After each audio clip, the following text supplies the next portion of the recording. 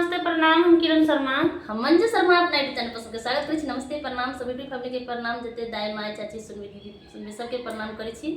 और हम दोनों देवरानी जेठानी जा रहल छी बहुत प्यारा से, बहुत सुंदर और सामा के गीत गावे जा रहल बहुत छी। दिलेदार सामा के गीत सुनावा जा रहल छी। बहुत सुंदर गीत छे, बहुत बढ़िया गीत छे। अहाँ सब जरूर सुनाओ, कमेंट करके जरूर बताएब। और प्यारा बहुत प्यारा से गीत छे।